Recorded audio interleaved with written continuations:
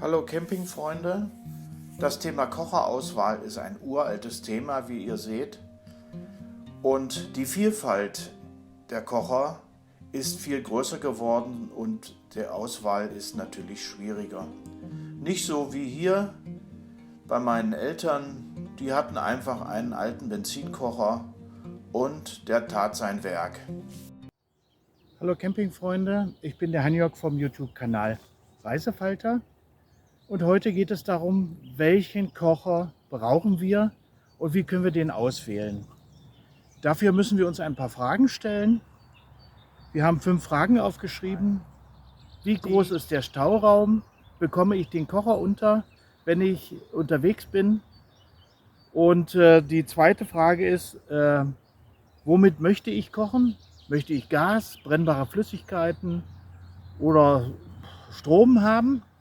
Koche ich regelmäßig oder kann ich mit dem, was ich ausgewählt habe, regelmäßig kochen? Die vierte Frage ist natürlich, was kostet die Gesamtlösung? Also Kocher inklusive der Medien, die ich dafür brauche. Und die fünfte Frage ist natürlich, gefällt mir das, was ich da sehe und möchte ich das gerne kaufen? Nein, die letzten 2 Fragen sind sehr privat. Da werden wir sicher nicht drauf eingehen können. Das muss jeder selber entscheiden. Bei den ersten 3 Fragen gibt es meiner Meinung nach Objektivität. Wer macht alles Camping? Und da haben wir uns gedacht, das sind so die Camping-Kategorien, die wir bestücken müssen, die auch unterschiedliche Bedarfe haben. Das ist einmal der Camper mit dem Rucksack, der Rucksackwanderer, der auch mal durchs Gebirge stapft, aber sich hier und da mal was Heißes machen möchte. Dann haben wir den Wasserwanderer mit dem Paddelboot, der etwas mehr Stauraum hat. Dann haben wir den Fahrradcamper, sage ich mal, also jemand, der mit dem Fahrrad anreist und sein Zelt aufbaut. Der Zeltcamper, der mit dem Auto anreist, ein großes Zelt hat oder ein kleines, aber viel mehr Gepäckmöglichkeit. Dann haben wir selbstverständlich den Faltkarawan-Camper. Es gibt welche mit Küche und welche ohne Küche. Also was wähle ich jetzt aus? Das Thema Auswahl einer Küche: brauche ich beim Faltkarawan eine Küche? Dafür gibt es hier ein Video, was hier eingeblendet wird. Das habe ich schon mal beantwortet. Und dann gibt es natürlich die Camper, die mit dem Wohnwagen und dem Wohnmobil unterwegs sind. Ja, zunächst zum Wanderer mit Rucksack. Da schauen wir mal rein, was gibt es da für Möglichkeiten und wie beantworten wir die Fragen. Ja, als Wanderer hat man nicht sehr viele Möglichkeiten. So ein Rucksack ist doch recht begrenzt. So, und da gibt es erstmal diese einfachen Geräte, hier zum Beispiel mit einer Spiritus-Tablette oder mit Spiritus, dann müsst ihr also auch Spiritus, eine kleine Flasche mitnehmen. Oder dann schon etwas einfacher mit Gaskartuschen. So, und mit Gaskartuschen gibt es zum Beispiel diese einfachen Kocher, die könnt ihr aber nicht mehr auseinandernehmen, wenn die Kartusche nicht leer ist. Also der wäre schon ungeeignet. Geeignet ist so ein Kocher, den man schön zusammenlegen kann. Der hier hat auch noch durch sein Dreibein die Gewissheit, dass man einen festen Stand hat. Ja, und ihr seht schon, welche Leistungen in solchen kleinen Kochern stecken kann. 3000 Watt, das ist schon nicht schlecht. So, hier gibt es jede Menge Kartuschen.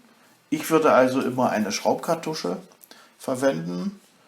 Dann braucht ihr aber auch einen Windschutz, weil ihr draußen kocht. Ja, und da der Platz recht begrenzt ist, gibt es für das regelmäßige Kochen ja solche Superfood-Sachen, die man also hier noch mitnehmen kann. Die machen sich klein im Gepäck, man braucht bloß noch ein bisschen Wasser mitnehmen, also eine Wasserflasche, und kriegt dann schon sowas Leckeres auch auf den Tisch. Ja, jetzt für den Wasserwanderer mit dem Paddelboot, der also in seinem Paddelboot auch Gepäck mitnimmt. Ja, der Wasserwanderer hat natürlich mehr Gepäckmöglichkeiten. Da geht dann auch schon so ein Kocher. Wie gesagt, der kostet so um die 20 Euro. Ganz einfach, aber die Kartusche nicht wechselbar. Wir sind mal eine Zeit lang mit diesem Kocher rumgefahren, nämlich eine große Flasche, 3 Liter und dann so einen Kocher oben drauf, also einflammig. Es geht aber auch anders. Ihr könnt auch diese kleineren Kocher nehmen und habt dann eine Schraubkartusche. Da solltet ihr die größeren Schraubkartuschen nehmen, die stehen einfach besser. Was ihr also unbedingt braucht, auch für Wasserwanderer, ist immer ein Windschutz. Ja, wir sind dann umgestiegen auf diesen Kocher. Ein Einflammenkocher mit dem Vorteil, dass man den verpacken kann und hier gut ins Boot bekommt. Ja, den geht es auch noch richtig aufgemotzt, so dass man den als Kocher und Grill haben kann. Und das sieht da schon mal ganz nett aus. Also ein Flammenkocher mit Kartusche und wir haben diese länglichen Kartuschen genommen. Ja, die lassen sich besser wechseln und ihr bekommt diese Kartuschen ganz preiswert überall in Europa. Und jetzt nehmen wir mal den Radfahrer mit dem Zelt, der nur Satteltaschen hat, oder vielleicht noch mal so einen Fahrradanhänger. Auch hier gilt, wir haben wenig Gepäckmöglichkeit und wir haben vielleicht einen Fahrradanhänger dran. Dann kann man diesen Kocher auch schon nehmen. Und ihr seht, der hat auch schon ganz ordentlich Leistung. 1400 Watt, das ist schon richtig was. Am besten sind dann solche kleinen Kocher, die hier mit Schraubkartusche arbeiten, weil man die eben wieder auseinandernehmen kann. Und dann gibt es natürlich die auch in allen Variationen. So, je nachdem wie der Fahrradtourist beim Einkaufen unterwegs ist, wahrscheinlich kommt er eher an Märkten vorbei als an Rucksackwanderer, kann man natürlich hier auch schon ausgeprägte Menüs machen. Und ich sage nur, gemeinsam kocht es sich am besten. Wenn ihr in der Gruppe fahrt, dann habt ihr mehrere Kocher und dann macht Kochen richtig Spaß.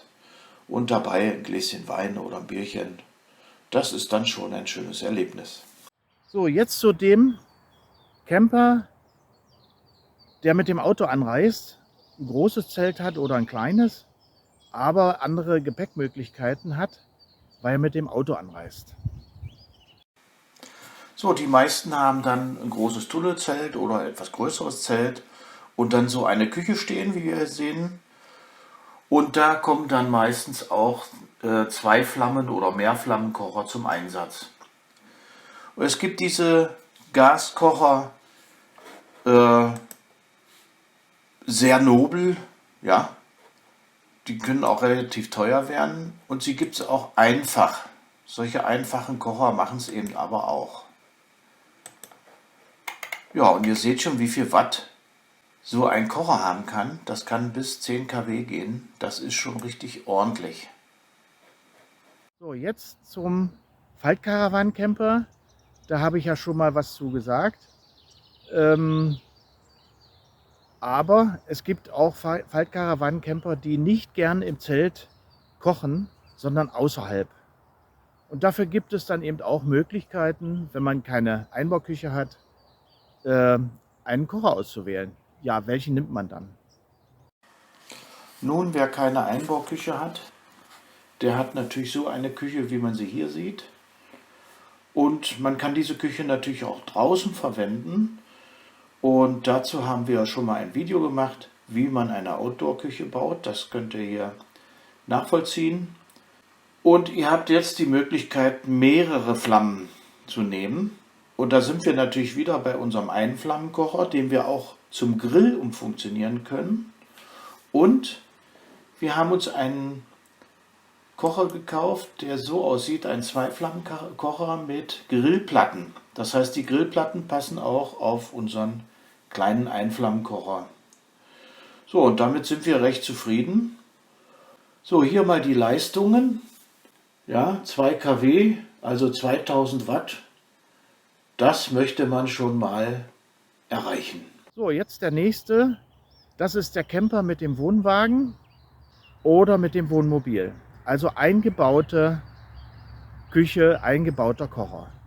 Natürlich kann dieser Camper auch außen kochen, vor dem Gefährt, weil wenn man nur drin kocht, dann muffelt das ein bisschen. Also auch hier besteht die Möglichkeit, draußen noch einen Kocher haben zu wollen. Hier sind es wieder die Möglichkeiten, die auch beim Faltkarawan gelten. Und da brauche ich nicht viel erklären. Wir nehmen uns jetzt mal die anderen Fragen vor, die hier noch zu klären sind. Jetzt zu Frage 3. Viel kochen, wenig kochen, drin oder draußen kochen. Also wer viel kocht, möchte möglichst nicht im Zelt kochen, sondern eher draußen. Und damit hat er die Möglichkeit, draußen auch einen Kocher anzuwenden. Wer also regelmäßig kocht und gerne, der hat dann sicher auch Regale drin, wo die Vorräte drin sind. Einen großen Kühlschrank. Das Thema Kühlschrank hatten wir schon. Da gibt es hier ein Video drüber, wie wähle ich meinen Kühlschrank aus, den ich brauche. So, und diese 2- und 3-Flammenkocher, die sind meistens mit Gas.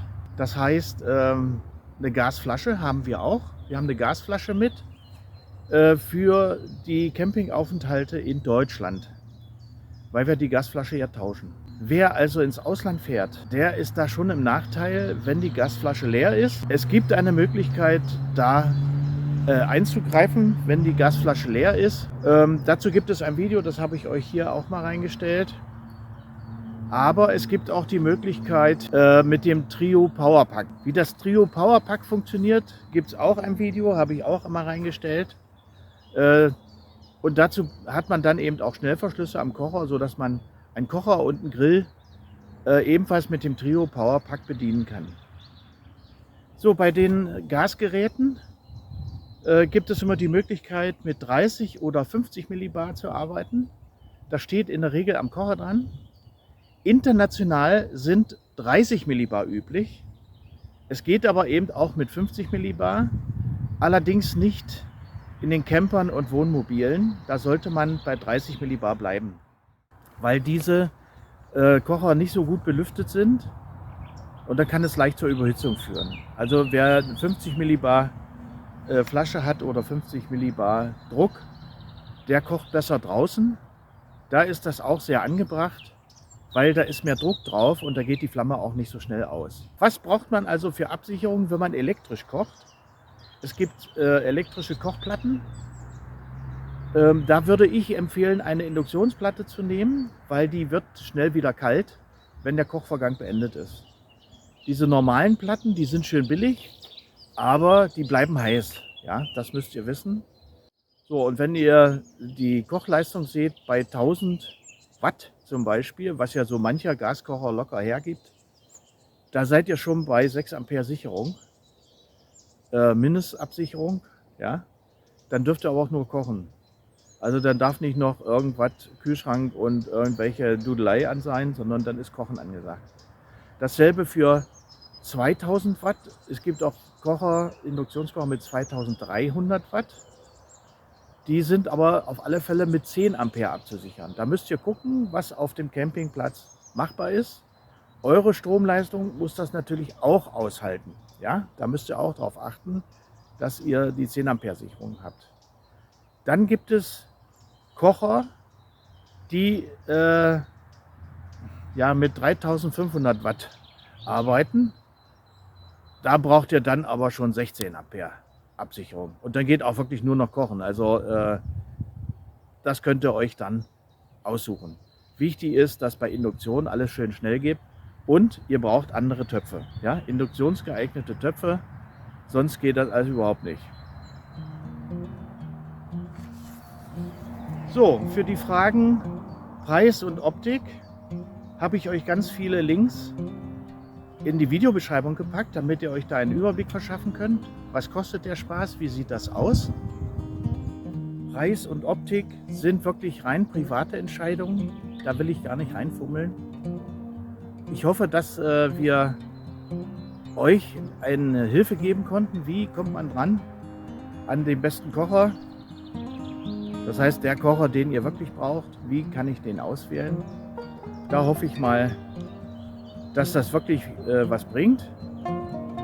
Ansonsten sage ich nur, gutes Gelingen beim Kochen, viel Spaß und tschüss, euer Hanjörg.